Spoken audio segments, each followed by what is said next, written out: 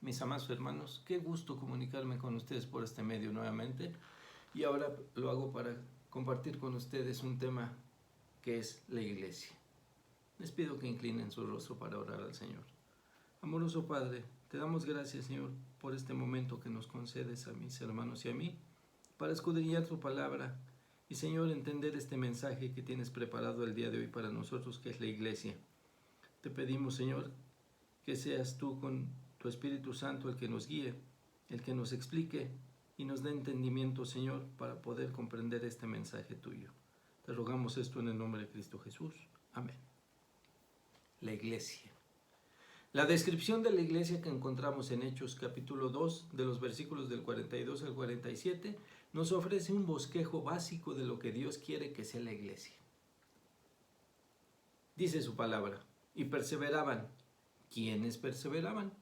Los miembros de la iglesia naciente, en la doctrina de los apóstoles, en la comunión unos con otros, en el partimiento del pan y en las oraciones. Y sobrevino temor a toda persona, y muchas maravillas y señales eran hechas por los apóstoles. Todos los que habían creído estaban juntos y tenían en común todas las cosas, y vendían sus propiedades y sus bienes, y los repartían a todos según la necesidad de cada uno. Y perseverando unánimes cada día en el templo, y partiendo el pan en las casas, comían juntos con alegría y sencillez de corazón, alabando a Dios y teniendo favor con todo el pueblo. Y el Señor añadía cada día a la iglesia los que habían de ser salvos. Ahora piensa por un momento en un carbón dentro del fuego en la chimenea. Arderá y proporcionará calor, pero si ese mismo trozo de carbón se aleja del fuego, en poco tiempo se enfriará y no servirá para calentar más. El trozo de carbón, además de recibir calor, deberá consumirse a fin de proporcionar calor a otros. Sí, deberá consumirse, deberá de consumir su vida para poder proporcionar vida a otros. Esto nos ilustra la vida de un creyente. Un creyente debe de estar cerca de la iglesia y congregarse con regularidad a fin de poder sentir el calor de la congregación, hasta tener la certeza de que es parte de la misma y ser partícipe de la vida de la iglesia. Sentirse parte de la misma y unirte a ella como un miembro activo de la misma. Cada vez que ingresas a una institución, familia, escuela, club deportivo, empresa, etc., adquieres derechos, pero también adquieres obligaciones. Lo mismo sucede cuando eres miembro de una iglesia. Veamos ahora el desarrollo de nuestro tema. Los puntos a tratar en este son los siguientes. ¿Qué es una iglesia? ¿Por qué debo unirme a una iglesia?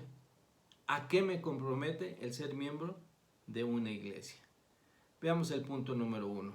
¿Qué es una iglesia? Esto viene del griego eklesia. Este término, cuyo origen se remonta a ese vocablo, y significa asamblea de los llamados de afuera. O sea, asamblea de los que estaban fuera, ahora están dentro. También la palabra iglesia ha sido utilizada para nombrar el templo en que se reúne la asamblea a desarrollar los servicios públicos religiosos. La iglesia suele también ser denominada la casa de Dios, y es esta definición la que utilizaremos para hacer diferencia, para definir qué es una iglesia. Iglesia, entonces, es el conjunto de personas que profesan la religión cristiana, no es el templo. La verdadera iglesia, es decir, el cuerpo de Cristo, es la congregación de los fieles cristianos, formada por aquellos que por fe han creído en Cristo como su Señor y Salvador, es decir, los que el Espíritu Santo ha obrado en ellos y que han sido añadidos para ser salvos. La iglesia está compuesta por personas llamadas por Dios para ser sus hijos. Hemos quedado unidos a todos los demás creyentes mediante la fe en Cristo. Veamos en Mateo 16, 18, la declaración del Señor después que Pedro dijo quién era. Y dice el Señor, y yo también te digo que tú eres Pedro, y sobre esta roca edificaré mi iglesia, y las puertas del Hades no prevalecerán contra ella. Es decir, Cristo está instituyendo, en función de la declaración de Pedro de que Él es el Hijo de Dios, está instituyendo la iglesia en ese momento, una iglesia que había de ser formada en el momento en que el Espíritu Santo descendiera, pero que en ese momento Él ya estaba instituyendo los principios de esa iglesia. La iglesia entonces es una institución divina. La iglesia fue instituida por Jesús, es sostenida por Él y será reunida por el Señor en su segunda venida. El mundo no puede detectar la iglesia invisible, que es la compuesta por todos los verdaderos cristianos de todos los tiempos. El mundo solo puede ver la iglesia visible, que es la que incluye a los que profesan ser cristianos. Y la intención del Señor fue la de establecer una iglesia visible para dar testimonio al mundo. Punto número 2. ¿Por qué debemos unirnos a una iglesia? La iglesia invisible se vuelve más visible en la descripción que leímos de Hechos. Aunque la iglesia visible y la invisible fueron inicialmente la misma, el cuadro cambia cuando los falsos creyentes empiezan a aparecer en la misma. La iglesia invisible se fue haciendo visible a medida que los creyentes comenzaron a reunirse juntos. Es decir, el trigo y la cizaña. Originalmente se reunían en las casas y más adelante las iglesias fueron construyendo sus propios templos para continuar creciendo en número. Hechos 2, versículos del 44 al 46, nos dice: todos los que habían creído estaban juntos y tenían en común todas las cosas. Y el 46, y perseverando unánimes cada día en el templo y partiendo el pan en las casas, comían juntos con alegría y sencillez de corazón. Estos, dice, estaban juntos. ¿Quiénes? Todos los que habían creído. Y también nos dice, y perseverando unánimes cada día. Juntos, unánimes. ¿Dónde? En el templo y en las casas. Es decir, en el templo, en la casa de la iglesia y en las casas de cada uno de los miembros de la iglesia. Es decir, indicando que la relación de la iglesia no termina a las 14 horas.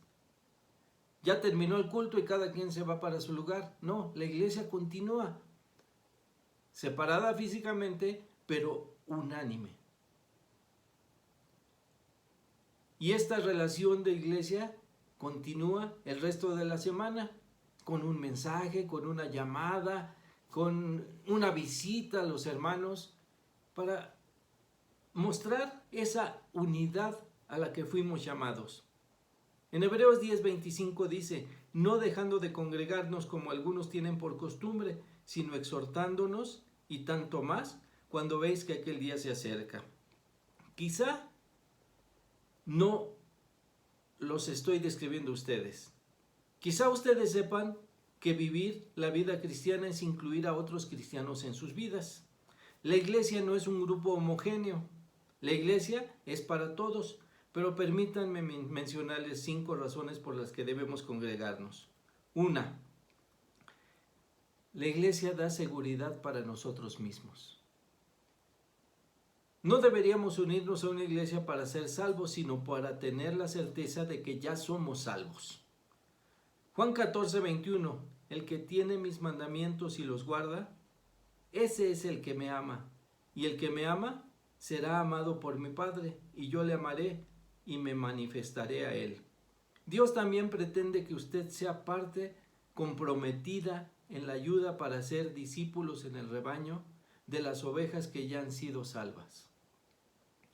2. Para evangelizar al mundo.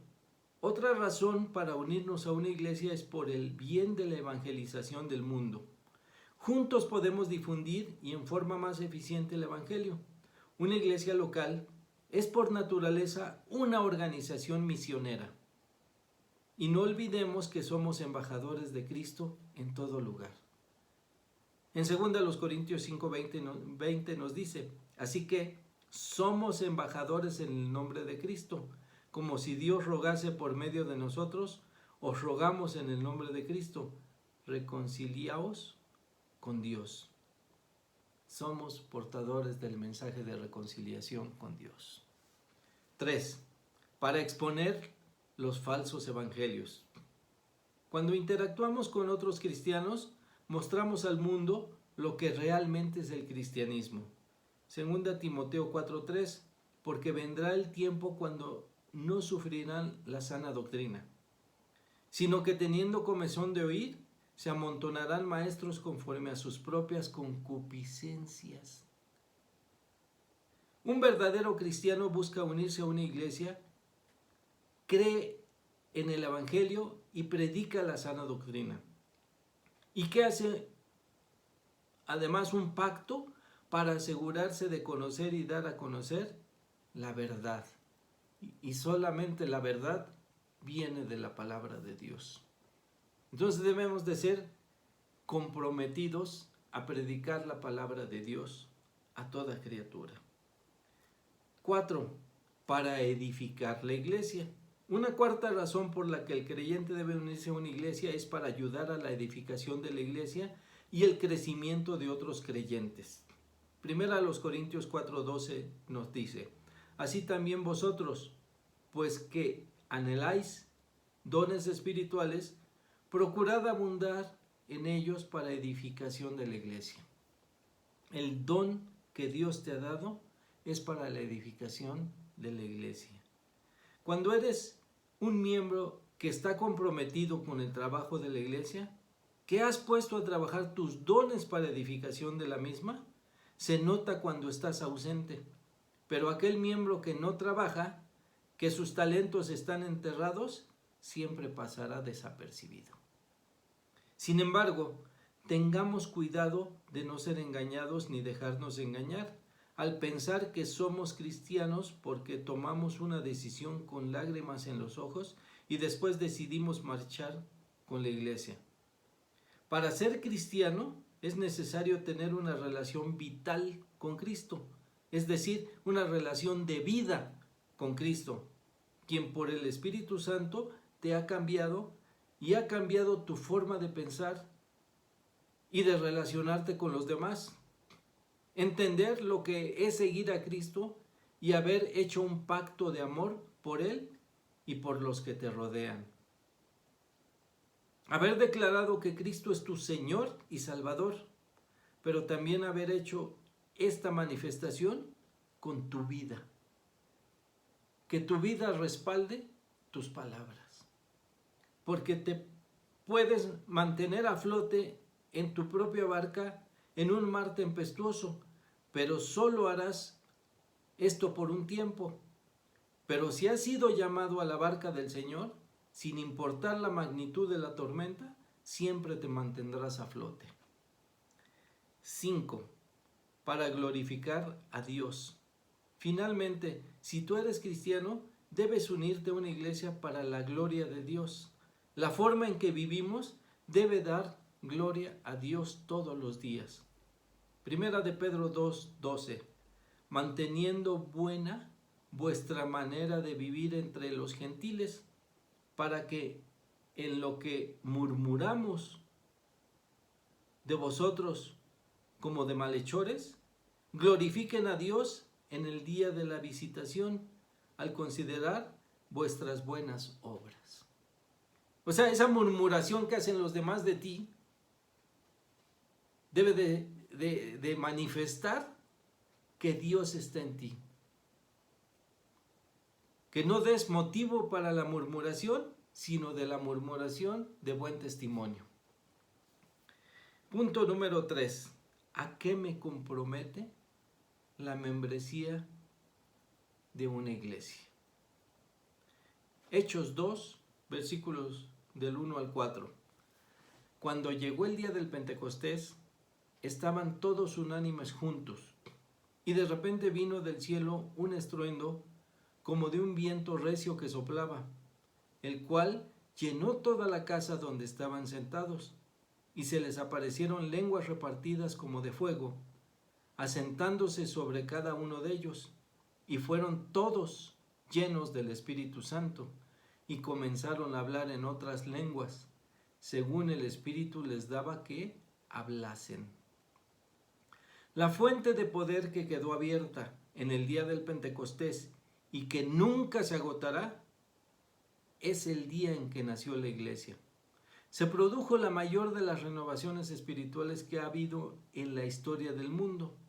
La iglesia primitiva creció porque los creyentes, guiados por el Espíritu Santo, se dedicaron a 4 cosas. Hechos 2, versículos del 42 al 44. Leamos nuevamente. Y perseveraban en la doctrina de los apóstoles, en la comunión unos con otros, en el partimiento del pan y en las oraciones. Perseveraban en la doctrina de los apóstoles. Las iglesias que crecen son las que tienen su fundamento en la palabra de Dios. La Biblia es su única regla de fe y de práctica, no solo para la iglesia, sino para cada uno de sus miembros. Es decir, para ti, mi hermano. Que la Biblia sea tu única regla de fe y de práctica en tu vida diaria. 2. La comunión unos con otros. Aquellos creyentes pasaban tiempo en la adoración colectiva. Se ocupaban unos por otros, procurando estar juntos unos con otros en todo momento que la iglesia se reunía a adorar a Dios. En toda oportunidad que había de adoración para el Señor, allí estaban juntos. Pero también lo hacían con el partimiento del pan. Este es el punto número 3, el partimiento del pan. Los primeros creyentes comían juntos y también celebraban juntos la cena del Señor. Todos compartían sus recursos para beneficio de la iglesia misma. Así como ellos, la iglesia debe de estar reunida en la cena del Señor, pero también debe promover actividades de coinonía para que cada día nos conozcamos más unos con otros. Coinonía, palabra griega que significa comunión.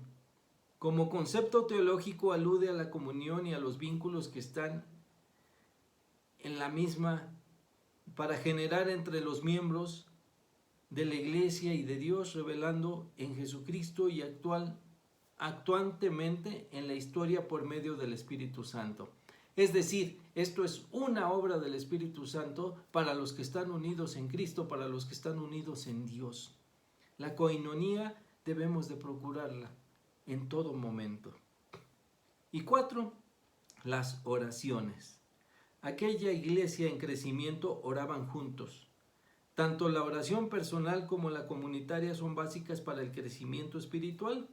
Así como la palabra de Dios es el alimento para el cuerpo, la oración es el aire que requiere el cuerpo para vivir. Una iglesia sana incorpora en todo momento estas 4 actividades a la vida de su congregación. Y cada uno de nosotros debemos estar comprometidos a incorporarnos a ellas. Los miembros activos de una iglesia deben estar atentos a buscar la forma creativa con las que motiven a la congregación para que se puedan seguir desarrollando estas 4 actividades que dan vida al cuerpo de Cristo y animen a sus pastores para incorporar más formas de trabajo colectivo en la vida de su iglesia. Como conclusiones, mis hermanos, tenemos estos siguientes puntos. Cuando formamos parte activa de una iglesia, es decir, que somos miembros del cuerpo de Cristo, debemos adquirir el compromiso de obedecer las ordenanzas del Señor, hacer y firmar un pacto con Dios y con la iglesia, considerando que el Espíritu Santo me ha traído a esta iglesia, comprometiéndome a ser guiado por el Espíritu Santo para vivir en amor cristiano con mi iglesia, procurando la edificación propia y de la congregación. Congregarse, asistir fielmente a los cultos de la iglesia y dar testimonio con mi vida a los que me rodean en amor de Cristo. Ofrendar fielmente, dando honra a Jehová con tus bienes y con las primicias de todos tus frutos para el sostenimiento de la iglesia y de la obra del Señor. Descubrir los dones que el Espíritu Santo me ha dado y capacitarme para servir con ellos a la iglesia mejor cada día. 5. Dar gloria a Dios practicando la devoción diaria, tanto personal como con mi familia, para educar a mis prójimos en los caminos del Señor. Ya sea mi esposa, ya sean mis hijos, ya sean mis padres, mi prójimo debe de ser capacitado por mi testimonio, compartiéndoles el Evangelio y viviendo como hijo de Dios, mostrando una conducta que lo avale.